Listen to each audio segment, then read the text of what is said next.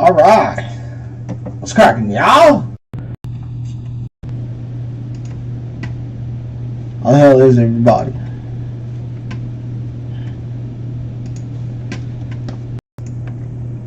Alright, so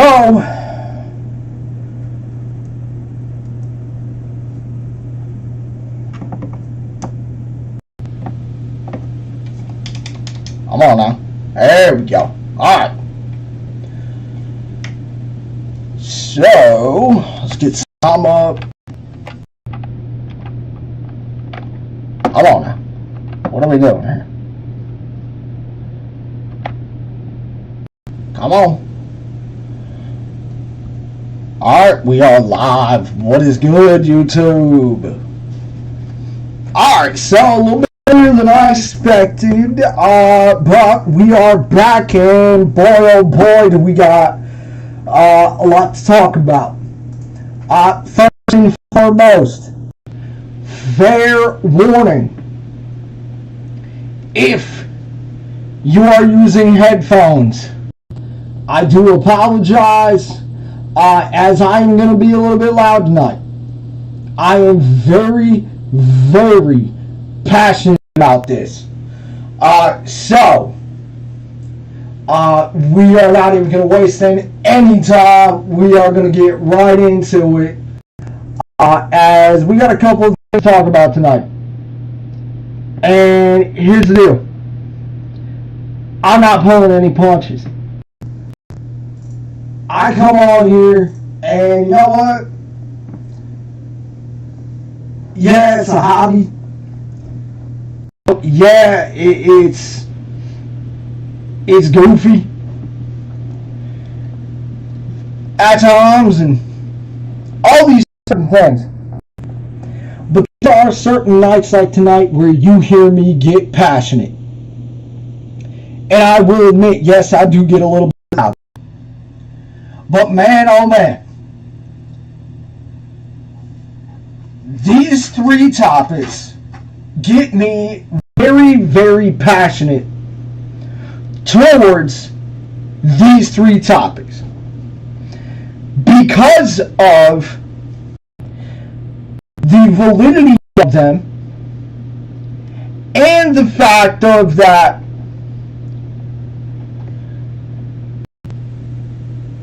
with all in all, it sounds like there is, to me it's like, I can't really explain it, but to me it's like a game that people want to play.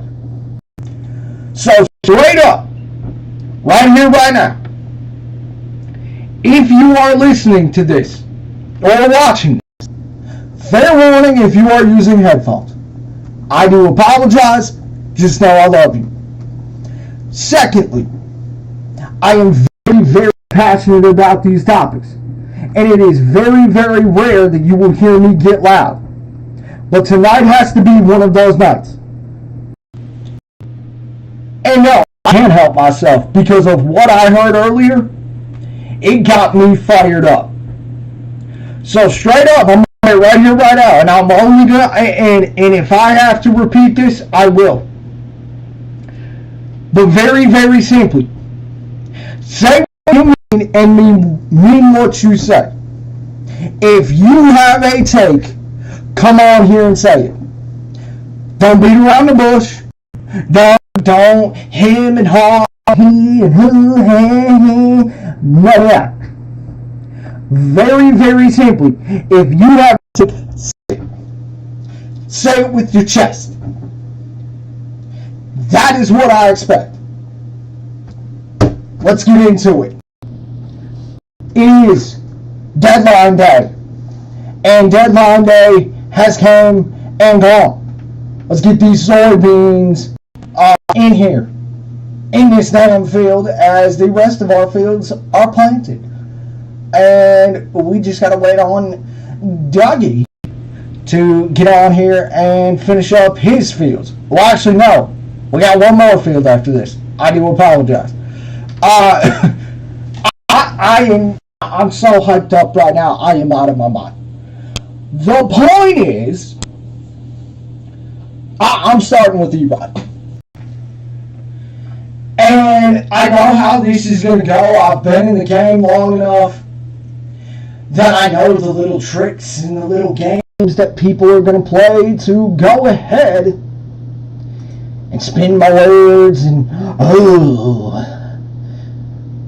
he's saying don't blame Scott Harris. No, there needs to be blame. But I'm not upset.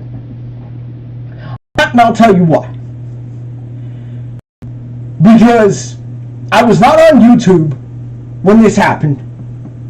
But maybe I was. I don't think I was, though. But I don't think we talked about this. The point is that I talked about it on another one of my streaming channels.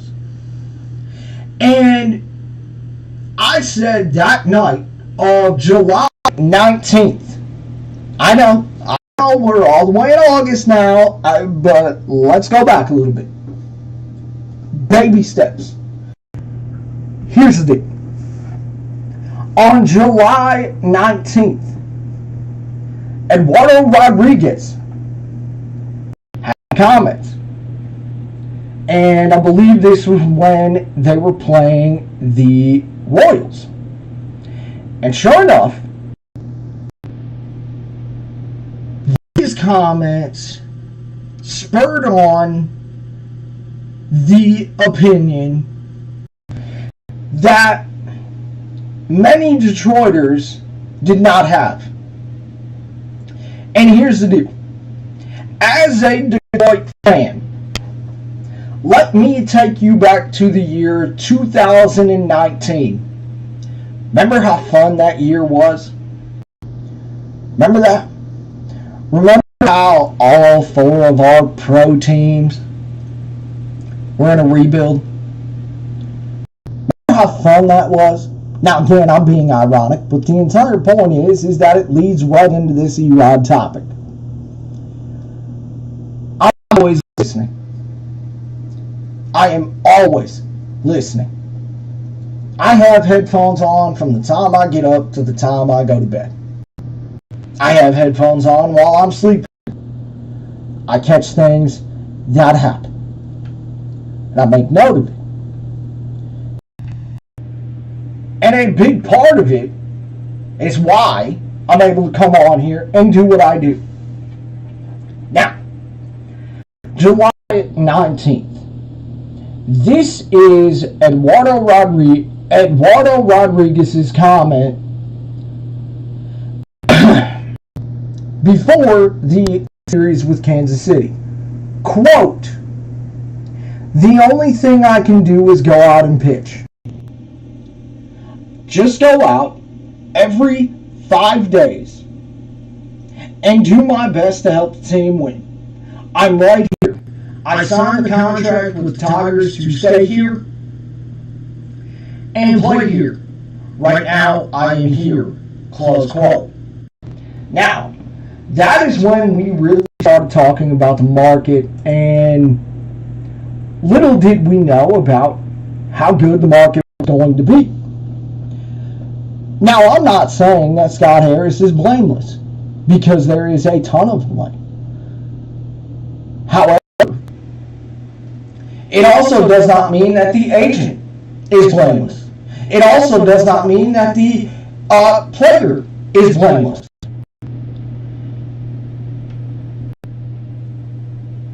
But those comments, I said that night, I said something feels different about these comments. That what if the guy wants to stay here? And what if this guy wants to be a part of this organization? What if this guy can work with Chris Fetter? Chris Fetter is our pitching coach. Now, I have an interesting take, and I believe this to an extent. We know how Chris Fetter was at Michigan. Chris Fetter has truly seemed to bring, in my opinion, gold into the Tigers rotation. And here's the deal. What I noticed over the course of the day was the little games being played. And how it became these little subtle shots, these little cheap shots towards Scott Harris. By far and away, to me, and again, this is outlandish, but I believe it, the Old English D has merit. Why do I say that? Because of it being a very, very iconic logo. But in this town called Detroit, we're so used to rebuilds. We are so used to being in an abusive relationship with our teams because of we're always in a building phase or collecting assets phase. Because back in the day, I know I sound old, back in the day we were spoiled with wins and titles. And ever since that time, there's been ineptitude, dishonesty, a lack thereof ownership, and GMs worth their salt.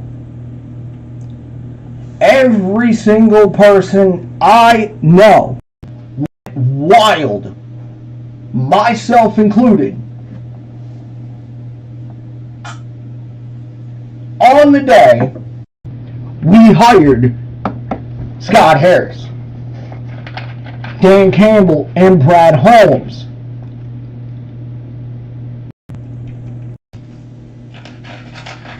And most importantly, Hockey Jesus himself, Stevie Y. Now we get to present day. And present day, we feel as if there are two teams rebuilding and two teams on the up and up. The thing is Scott Harris is not blameless in all of this. There is deserved blame, rightfully so. However, I tend to wonder that what if factor, and this has been talked about for months since these comments of, I'm going to read it again, quote, the only thing I can do is go out and pitch. Just go out every 5 days and do my best to help this team win. I'm right here. I signed the contract with the Tigers to stay here and play here. Right now, I am here. Close quote. That night, boy, it sure seemed as if you talked about these comments. Oh, you were a homer. You were this, you were that. Oh boy, there goes those media people again. Sure enough, today happened. Eduardo Rodriguez vetoed a trade to the Dodgers.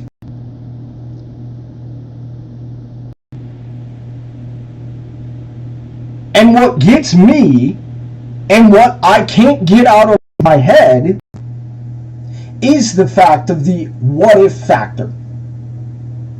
Because we are so used to being told as Detroiters that you're precious, you're adorable, but no one's gonna take your money. No one's gonna take your draft capital. No one wants your players.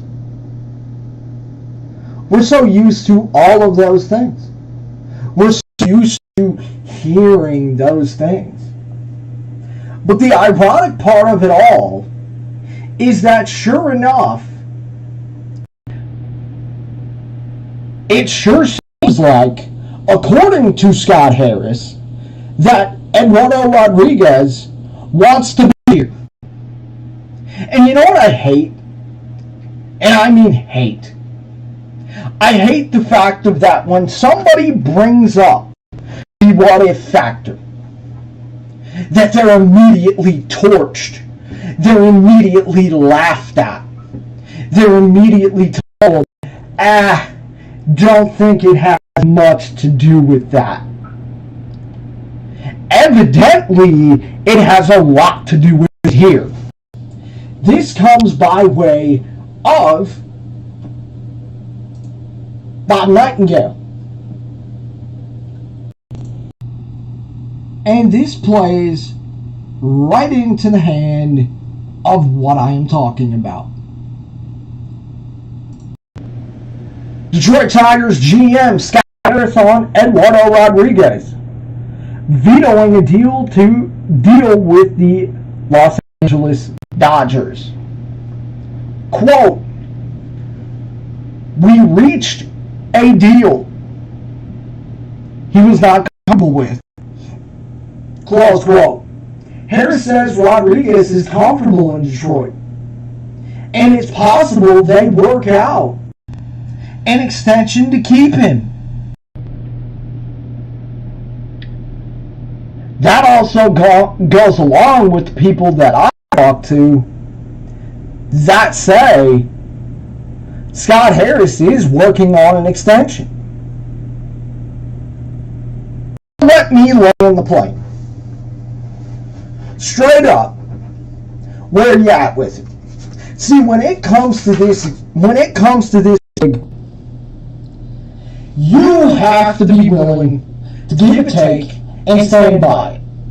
It is give a take or opinion, stand by it or get out.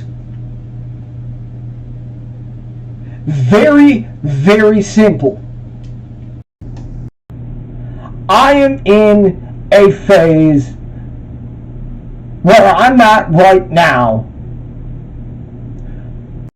where I want to earn every single person who watches, whether you are a Detroit fan or not.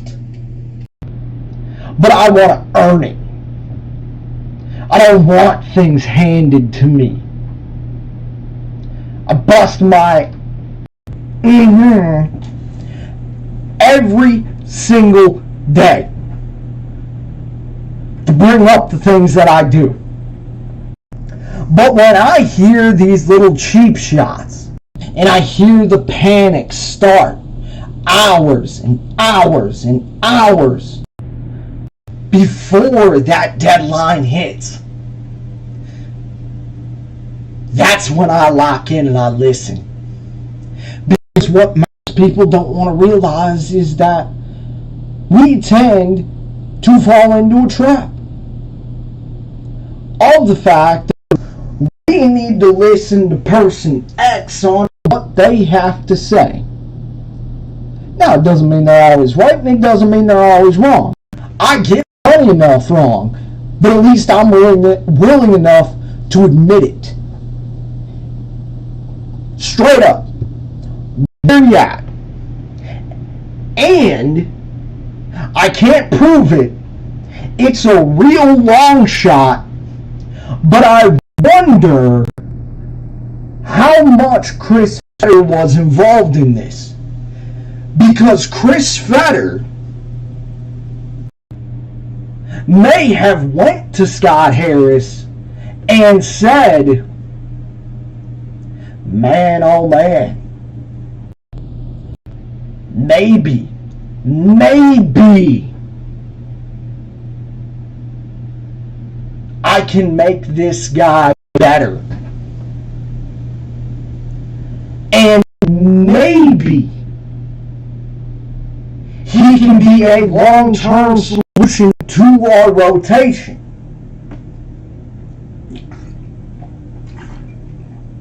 Now, do not get me wrong. I understand the market. The market was right there for Scott Harris. Again, Scott Harris, ERod, and his agent are not blameless in this. But the what-if factor, Detroiters always talk about, what if we could get this guy? Remember how awesome it felt when we snagged C.J. Gardner-Johnson from the Eagles?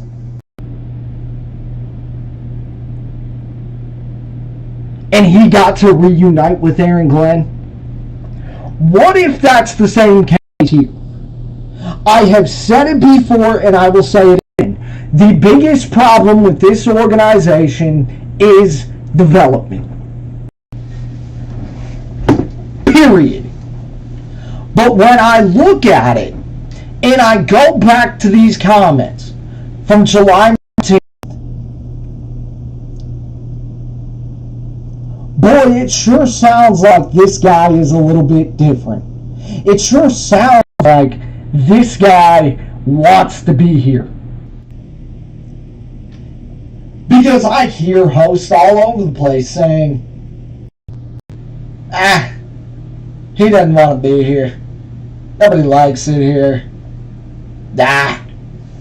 Please. Here. Screw it. And not only that, but even this. Even when he was on the list and not getting paid by the Tigers, how much did that have to deal with the veto to the Dodgers? Because I got to tell you, I think that has some validity to it too. And the funniest thing is, to me, is that we talk a lot in this city about the fact of, people not wanting to come here, and what if we could just snag this guy from this team? And what if, at all, we could go ahead and, to an extent, pick this guy up through free agency? Pick this guy up through trade. There are so many variables here that you can look at it each way. But when I look at it, I have been in this game long enough to understand and fully look at the fact of the little games that people play. The little games of, why would this guy want to come here? The little cheap shots of he's in over his head. Now, there is validity to the question of why Scott Harris did not hire a GM. Now, again, that also tends to go on our favorite person, Chris Ilitch. But see, I know the little game that we'll play. The little game that we'll play of, does it really have that much to deal with Chris? I mean, I don't know. But see, I know these little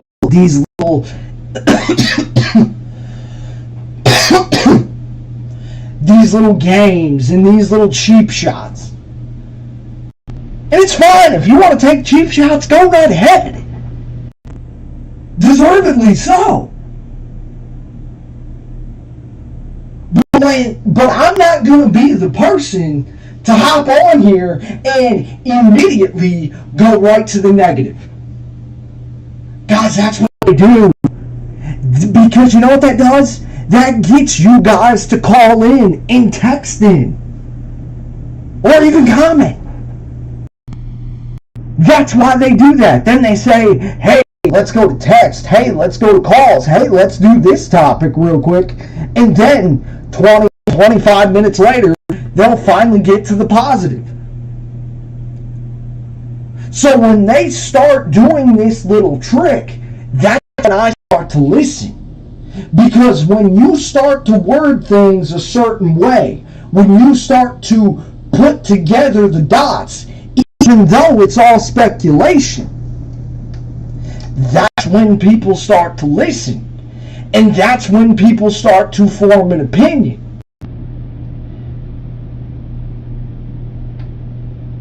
But this idea of, oh, well, Scott's in over his head, just go ahead and say it. All the people who are upset, because I gotta tell you, those tears are real sweet. And it's real, as I said, it's real sweet. It's giving me a little bit of a sweet tooth.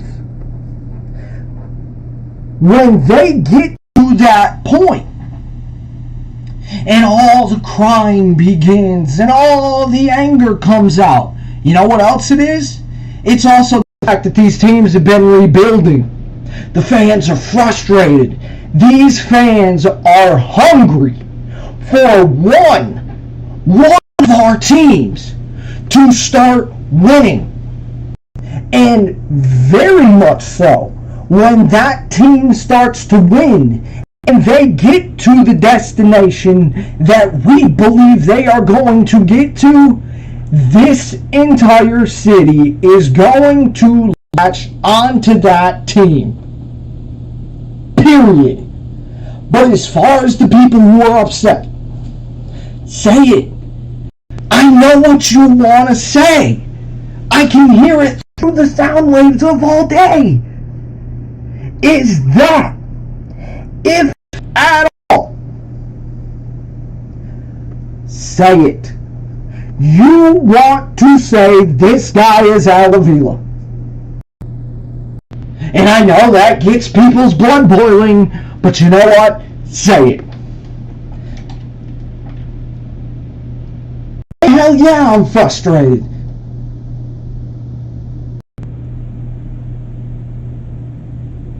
And I thought for sure that, you know what? Be prepared at 5:30. We're coming back from break, and we're going to be talking about ERod. ERod's gone to the Orioles. ERod's gone to the Dodgers. Whatever. It didn't happen. And it's a bummer. And of course it is. But it's also the PTSD of the last guy. And that's my entire point. We have to separate the two. And this idea of that Scott Harris is Al Avila, I mean, come on. What are we talking about? Guys, no GM is perfect. Guys, GMs are going to make mistakes. And you know who knows it? You know who knows that? Detroit. Detroit knows that. Through the incompetence, the stupidity that we have had for years and years and years. But see, what everybody wants, it's a lot like in the world today, and I'm going to use the gym as an example. People think there is a magic pill out there that you can take, and all of a sudden you're Chris Bumstead. Guys, it's not how it works. It's the same way here. It's going to take time. And again, Scott Harris, ERod, and his agent are not blameless. Period. Why is my phone going off? What are we doing? I am on stream. Come on. Unbelievable. Alright. Anyway. say it. If you have a take, say it. And if you want to say this guy is out, say it. That's what it comes down to. And it's unbelievable to me because of the fact we know how bad the farm system is. We know how bad all of it is. We know what Al left us. It was a big pile of you know what. And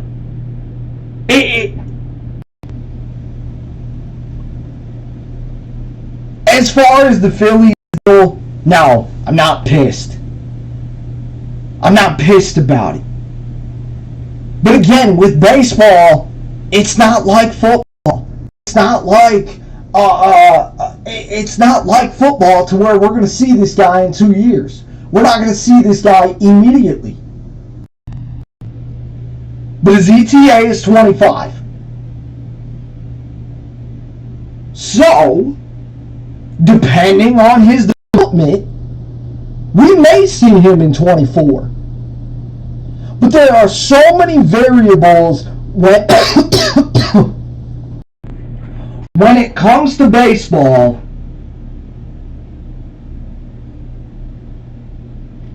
that what if factor. And again, as I said, I hate it.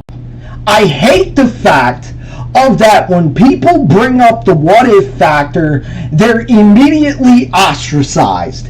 And they're immediately talked about as if they're a dumbass, or if they're a moron, or if they're this, or if they're that. And it's ridiculous, because it sure seems like, from the quotes of Scott Harris and Eduardo Rodriguez, that, hey, maybe this guy wants to be here.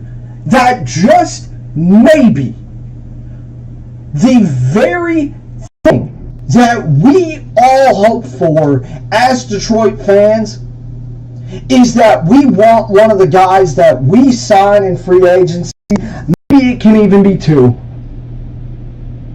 that they can see just how good this team can be. And maybe they can be a part of this organization when it's time to win. And again, I understand the troll comments. I understand all of it. I've been in the game long enough to understand. But no, I'm not giving up my passion because this team doesn't want to do anything. And the thing is that there were multiple callers last week, not even last week, forget about that, from all the way back from July 19th, saying, what if the guy wants to be here? What if the guy wants to be here? And I'll bring it up again. What about when he was on the list and he was not getting paid by Detroit, but Detroit stood by him? How much does that have to do with it? How much does Chris Fetter play a role? And let's just say that Chris Fetter is the Ben Johnson of baseball.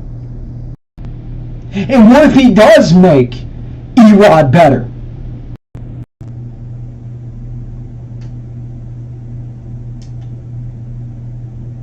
I also wonder how much Hinch had to do with it.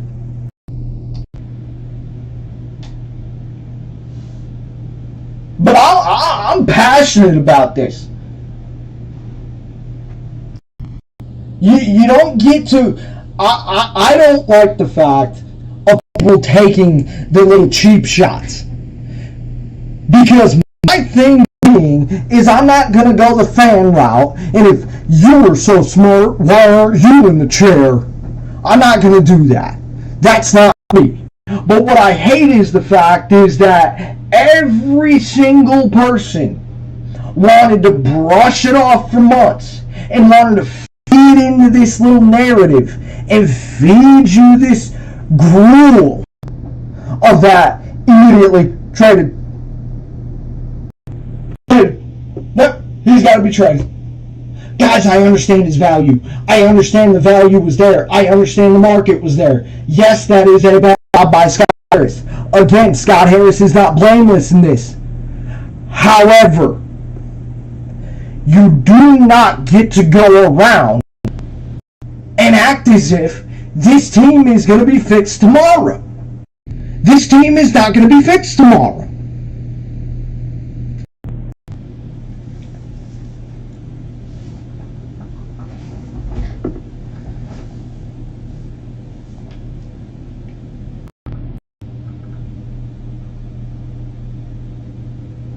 And here's the other thing. The other thing that leads into this is that when I hear these little shots, you know what I do? I laugh. I laugh at the fact of these people taking shots because it's like, you do realize Scott Harris has a vision for this team. You do realize that AJ Hinch has a vision for this team.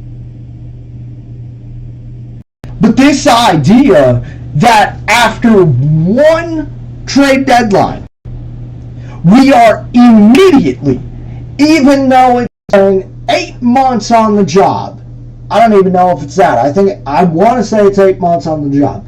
Don't quote me on that. I can't even talk. Don't quote me on that. I'm pretty sure it's 8 months on the job. The point is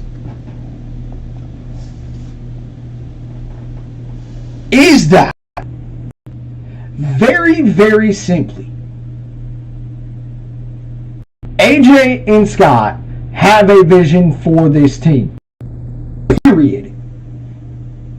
You know what it doesn't match? It doesn't match the fans' vision for this team.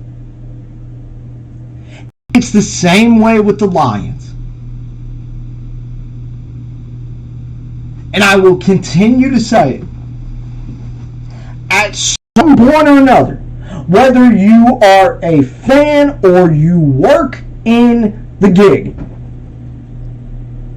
guys, not every take that we have is going to be perfect. Not every GM is perfect. GMs are going to make mistakes. You know who knows that the best? Detroit. And very, very simply, our vision is not the same as the organization's. Now, do not get me wrong. There is blame for Chris. Absolutely. Because I'll tell you this. If Chris doesn't spend with the amount of money that's coming off the books, I'll be the first guy on here eviscerating Chris to get him to spend. And again, I'm just one person. Doesn't mean I'm going to win. But very, very simply, this is a team where people love this team. People love their Tigers. Period.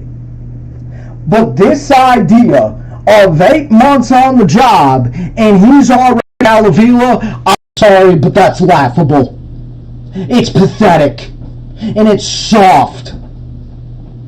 He's not Al Avila. Period.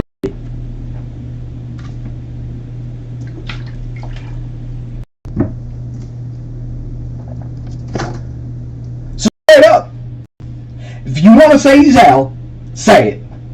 If you want to agree with me on the fact of the what if factor, then say it. I don't want to hear him and hawing and, oh, well, maybe that. I don't want to hear that. Straight up. Have a take or get out. Period. That's how this gig works.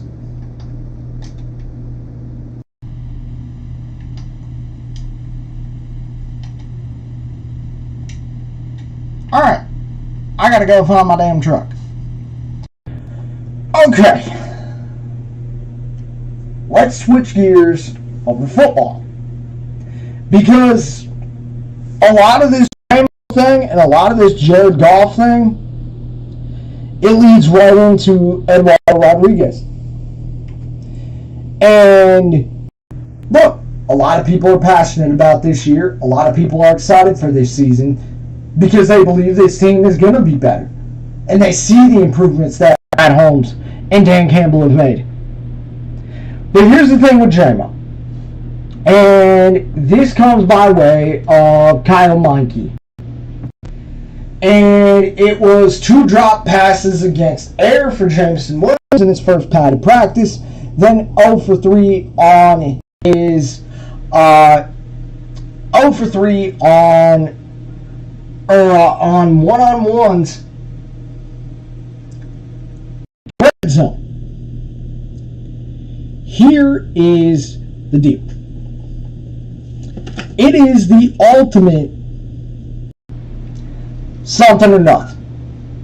And again, let me remind you, it's camp. People want to talk football because of the fact of that football is almost here. It is oxygen.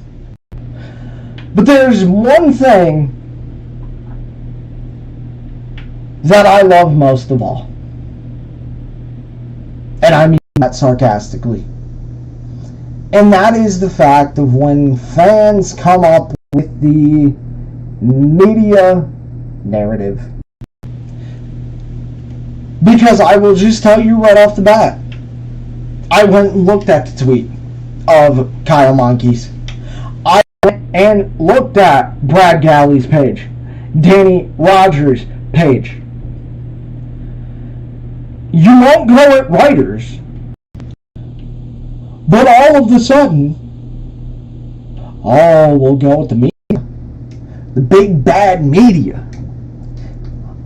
Always doing something wrong. Always going ahead and creating things that apparently we want to talk about. No, because you know what the really cool thing is? If you are standing, look down at your counter. I bet you'll find your phone. If you are sitting, look down. I'm sure you'll find a cell phone. A majority of people have them. And you know what the best part is? 99% of us, I bet, have social media. And you know what the funny thing is? Here's the funny thing, right? With that percentage of us on social media, there are many pages who are posting this content for you to see. And it's not that hard to find. You can search up Detroit Lions. You can search up Bob Nightingale, Brad Galley, Kyle Meinke, Danny Rogers, etc. Tim Twyman, in fact. The entire point is that it's not it is not hard to find the information out there. Because we live in a world where everything gets out. Every single thing. And people want to say, oh, well, it's nothing bad, it's nothing illegal. And you're right. It's nothing bad and nothing illegal. But the thing is that Jameson Williams continues to put it on himself. Because you know what he's doing? He's posting it to social media. And then on top of that, it is training camp. I'm sorry, what? Did you not expect the writers to be down there? I must have missed where, all of the writers go ahead and, skip training camp. Oh, wait, they don't. Because just like us in the media, we have a job to do. We have stories to write, and we have things to post. You know where we go to get all that? Training camp. What else we got? Oh yeah, nitpicking. Here's the deal. No, it's nothing bad. We live in a world where everything gets out. Every single little detail. And you know what the other thing is? The other thing, with that, comes the fact of that you are a NFL wide receiver. You are, in a sense, looked at as a public figure. Now, with that said, there is a laundry list of things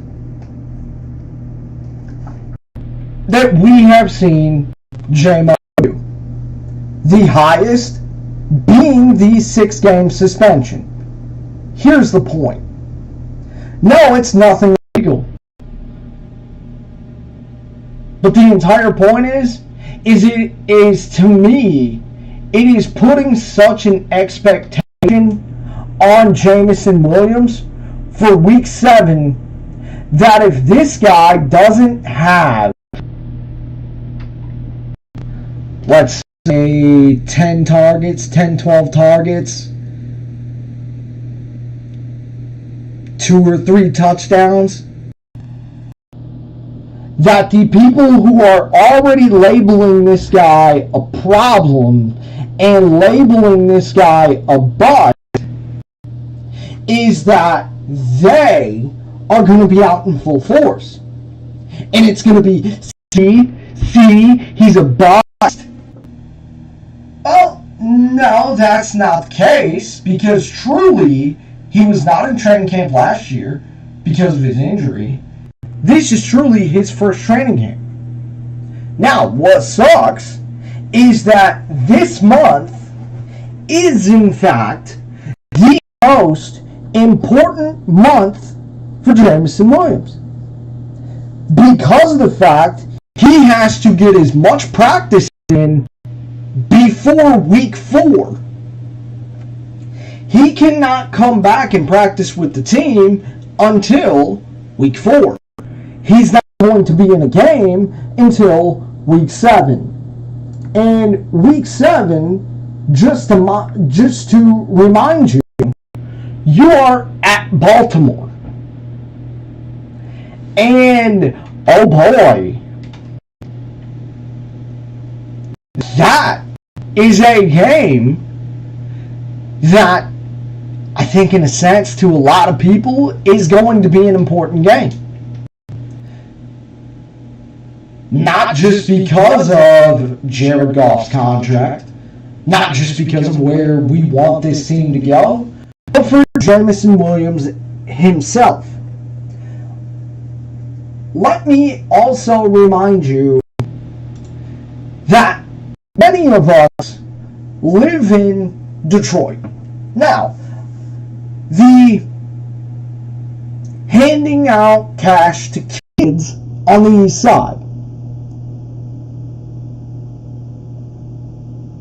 I'm not going to crush Jamo for that.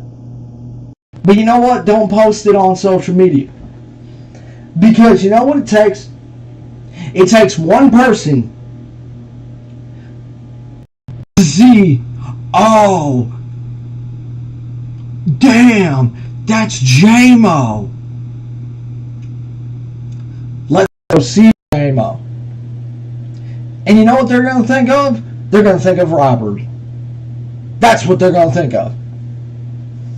Now, as far as it goes, the whole suspension thing, and then you're going out to Vegas, yeah, that's a bad look. But as far as it goes, no, it's nothing illegal. No, it's nothing bad. But the thing is that this truly goes back to the ERod thing. Because you know what this is? It's always the little trick of, let's get the negative out first. Immediately, right to the negative. And then, hey, let's do calls. Hey, let's do this. Hey, let's do this. Hey, let's bring this up. And then 25 minutes later, oh, wait, Jamo actually did good things in practice. And here's the other thing. Here's the entire point. Is that not only are people making it personal, but here's the other part. Yesterday, UMRV dropped 2 balls. What do we always see, Jamo? What do we always see UMRV doing after practice? Hitting the jugs machine. And you know why we don't talk about UMRV when he drops a pass? It's because we've seen his body of work. Jamo has 1 catch. Let alone, yes, it is a touchdown. However, we need to see Jamo's body of work.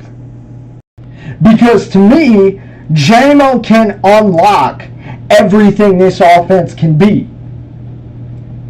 Being the counterpunch that when somehow, some way, Laporta gets taken away, is covered by a DB, is covered by a linebacker.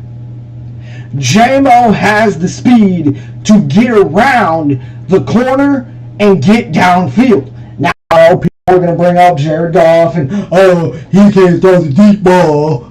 Okay, that's a whole nother conversation.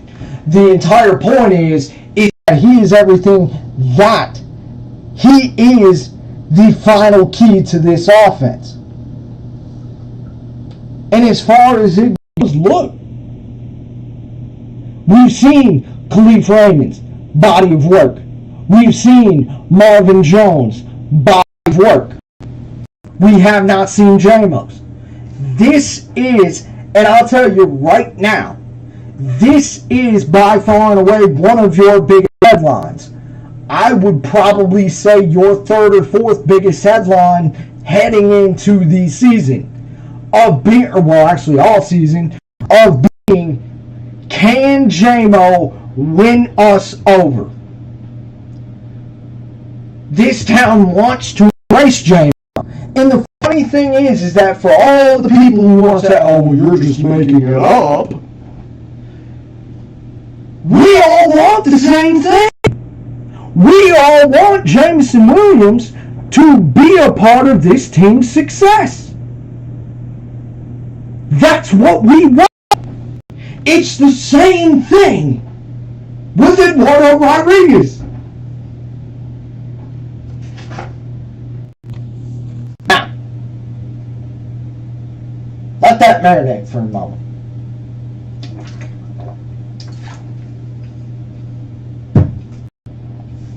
But at the end of the day, we all want the same thing. We all want the same thing of Jameson Williams to be a part of this team's success.